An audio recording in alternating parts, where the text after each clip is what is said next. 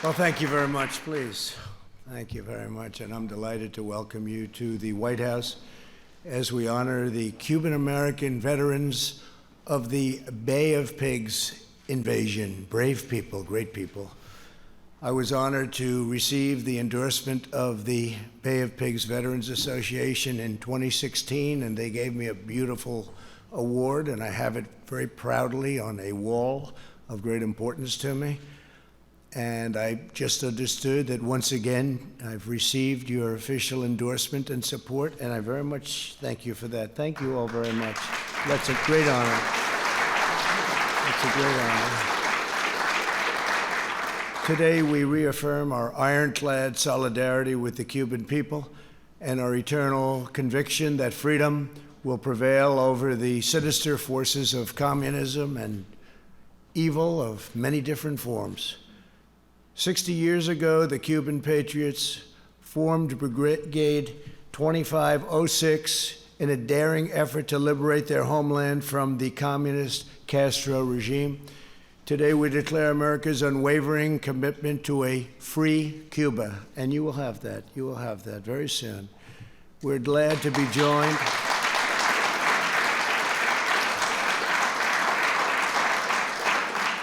They will have it, Mike, won't they? Huh? It's happening very fast, actually. We're glad to be joined by Vice President Mike Pence. And you know what I'd like to do? I'd like to have Mike come up, say a few words. He's very much wedded to what you are believers in.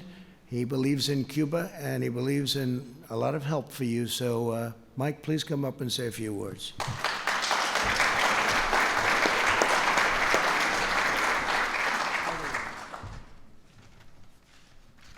Thank you, Mr. President. It's a privilege to join you today among so many heroes.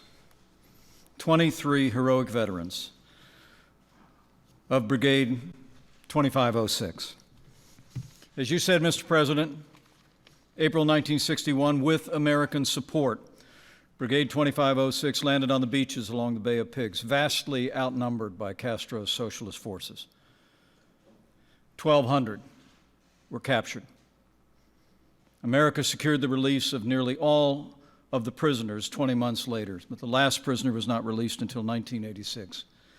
And upon his arrival in Miami, history records that he said, "I am grateful to be in the land of freedom."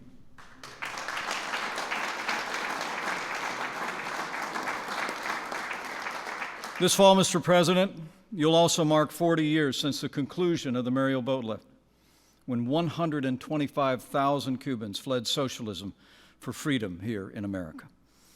And I'm proud to stand with you, Mr. President, because President Donald Trump believes this is a hemisphere of freedom, and we will always stand for freedom.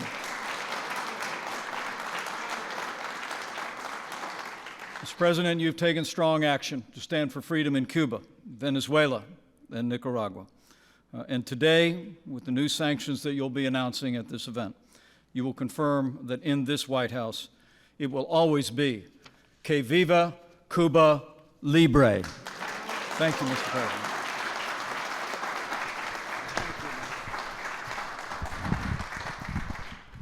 Thank you very much, Mike. We appreciate it, and it's great, and I know that all of the great people that I just met that love Cuba so much, they appreciate your help very much. They so stated. And thank you as well to Deputy Secretary of State Stephen Biegun. Thank you very much. Very great job. Great.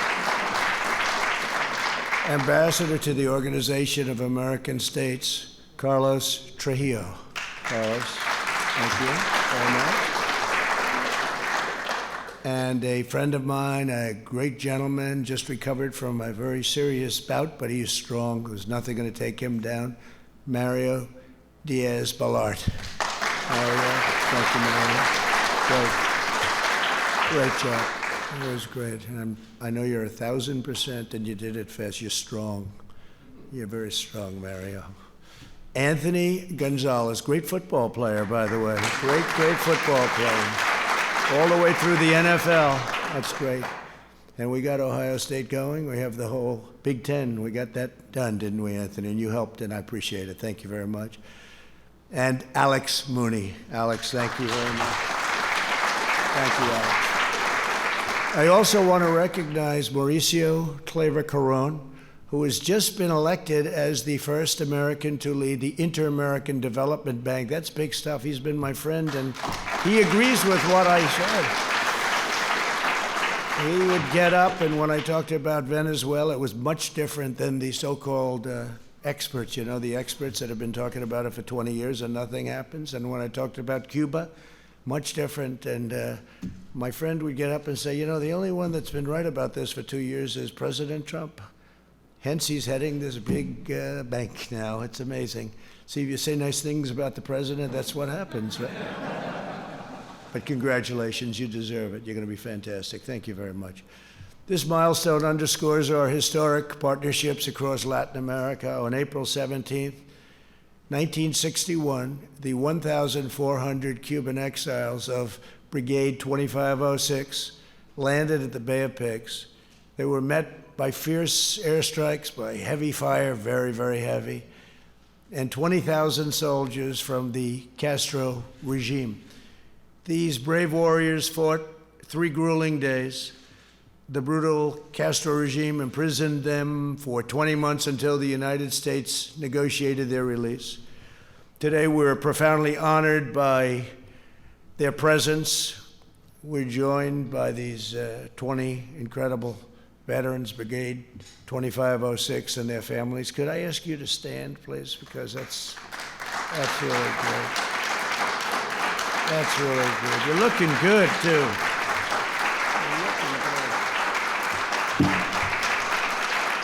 You're looking good. Wow.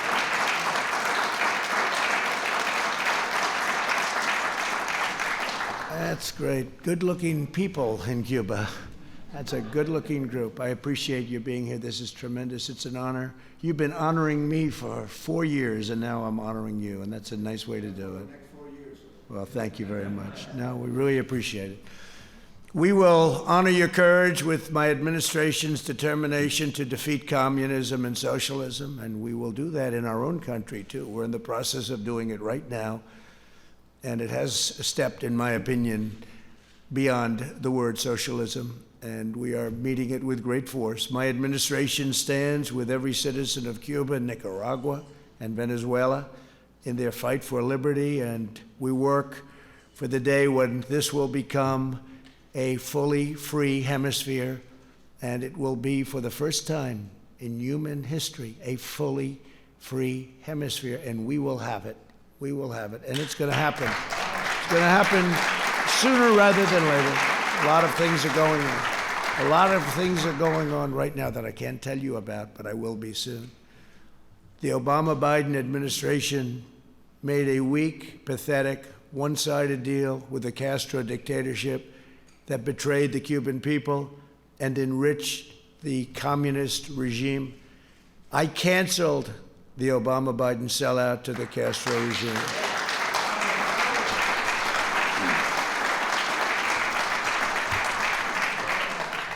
We will not lift sanctions until all political prisoners are freed, freedoms of assembly and expression are respected, all political parties are legalized, and free elections are scheduled.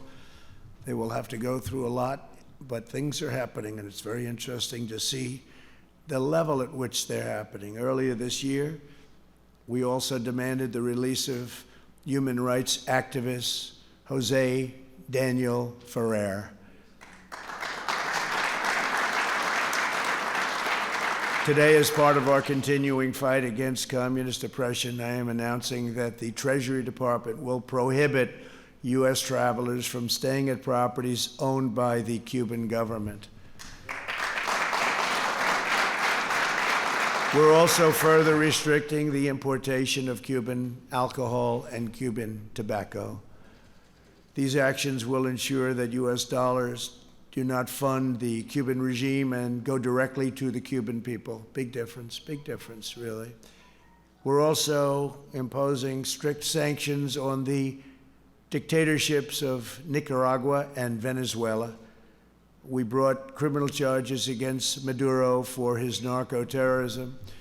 The courageous veterans here today bear witness to how socialism, radical mobs, and violent communists ruin a nation. Now the Democrat Party is unleashing socialism right within our own beautiful country. Today we proclaim that America will never be a socialist or communist country, and I'm going to add that word, or communist.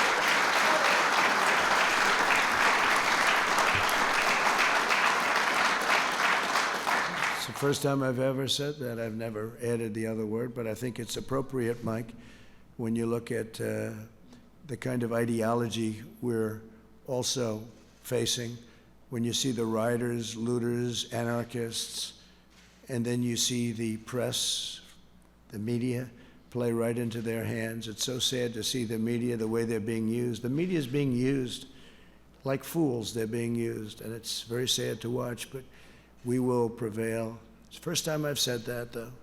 Socialism and communism. We did not fight tyranny abroad only to let Marxists destroy our beloved country. Together we will defend our freedom and our American way of life, and we will defend it strongly and successfully, as we've been doing. And as we celebrate Hispanic Heritage Month, we give thanks to the countless ways that Hispanic Americans uplift and inspire our nation. They've been so good to me, and I must tell you that the big story is the poll numbers. Trump has gone through the roof with the poll numbers from Hispanics. They're all talking about it. I just watched something and read a couple of articles, and they don't know what's happening. I guess they didn't know I love you, but I do. They're incredible people, incredible people. They knew it, but they're all shocked. It hasn't been a time when something like this has happened. Nearly 60,000 Hispanic Americans serve as police officers. More than 300,000 Hispanic Americans serve in the military. Over half of the Border Patrol agents are Hispanic, and they're incredible. I've gotten to know so many of them. They're incredible. More than 3 million Hispanic-owned small businesses provide jobs for millions of Americans. They're fabulous business people. Hispanic Americans teach their children to love our country, honor our history, and respect our great American flag. Hispanic Americans embody the American dream, and my administration is delivering for you that American dream like nobody has ever delivered for the Hispanic Americans, and hopefully for everybody else. We implemented the historic tax cuts, regulation cuts, and I recently created the Hispanic Prosperity Initiative to expand economic opportunity. Before the China virus, we achieved the lowest Hispanic American unemployment rate ever recorded in our country. I mean, like, it's not even close. Last year, Hispanic American poverty reached an all-time low. We built the greatest economy in history, and now we're doing it again. We closed it up, we saved millions and millions of lives, and now we opened it up. And you've been hearing about the V. We have a V, we may have a super V, and it's coming back fast. We're gonna have a very good third quarter. That'll be announced just prior to the election, so I'm putting myself at risk when I say that, because if it's not good, you can imagine they'll be playing what I just said. They won't say that I'm here representing the Hispanic Americans or Cubans or anything else. They'll just say, look what he said. But I'm willing to take that chance. We're going to have a great third quarter, and next year is going to be one of the greatest economic years we've ever had. We feel very confident based on everything we see. In the last 4 months, 3.3 million Hispanic Americans were hired to fill new jobs, a record. I've taken bold action to defend the right to religious liberty and the right to life. We are protecting school choice for over 1 million Hispanic American students, such a big deal. In a second term, I will provide school choice to every family in America. We want every American to have a limitless future. Here with us today is Bay of Pigs veteran Humberto Cortina. Where's Humberto? Stand up. Come on up. Who founded a small business in Miami and was elected to the Florida State House. Humberto, say a few words. Thank you, sir. Good, please. Be careful. I don't want you falling on me. You'll never You'll never be the same if you No, fall. no, You know, if you fall, they'll never let you forget No, it. but the No guys matter here how I good know, your speech. all of them I know. Umberto, no matter how good your speech, it won't matter, right? Please, go have a good day. Thank you, Mr. President. On behalf of the freedom fighters of the Brigade 2506, for the opportunity of being here with you today. I was wounded during the Bay of Pigs invasion. As a result, the bullets cut the sciatic nerve on both of my legs, and I was not able to walk for 2 years. When I returned from Castro's prison, I joined the United States Army with a presidential officer appointment. I felt very honored to serve in the armed forces of our great country. And I always believed that even though we lost that battle, the war against socialism and communism continues now as it did then. After my service in the U.S. Army, I graduated from the University of Florida. I'm a Gator, Mr. President. I'm a Gator.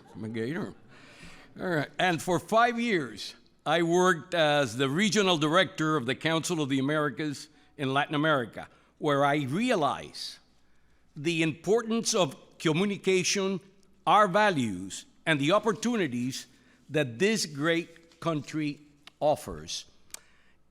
In 1982, I was one of the first Cuban Americans elected to the state of Florida House of Representatives. I have a couple here that earlier or maybe later, don't remember.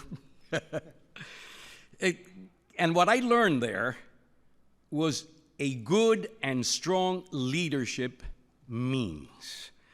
And as a small businessman for 20 years, I appreciate the opportunities that this country extends to everyone who puts the time and efforts to achieve the American dream, regardless of where you come from. And as a father and grandfather, I appreciate your leadership, Mr. President, and your vision for the future. And I look forward to your presidency for the next 4 years. Thank you very much, sir. Thank you. Thank you, Umberto, very much. Great. Thank you. Thank you very much. That's great. Thank you very much, Umberto. Maria, would you please come up and say a couple of words, please? Thank you. Thank you, Mr. President. Thank you for inviting a group of heroes who have never stopped fighting for freedom, for their homeland of Cuba, and for freedom and opportunity in the United States. Thank you for inviting these heroes. And Mr. President, the cause of a free Cuba, the cause of a free Venezuela, of a free Nicaragua, of a free hemisphere has never had a stronger ally, a stronger leader than this president. Thank you, Mr. President. Thank you. Thank you, Maria, very much. It's my honor. And it's my honor. Thank you very much. Also with us today is Colonel Johnny Lopez de la Cruz. I love that name. President of the Bay of Pigs Veterans Association, who was so nice to me 4 years ago, who went on to serve for 27 years in the United States military. Johnny, please come up, please.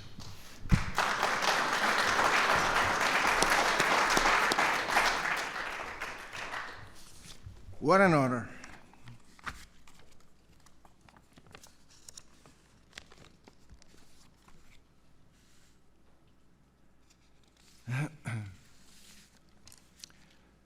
Mr. President, on behalf of the members and families of the Brigade 2506, I would like to express our gratitude for the invitation to join you at the White House.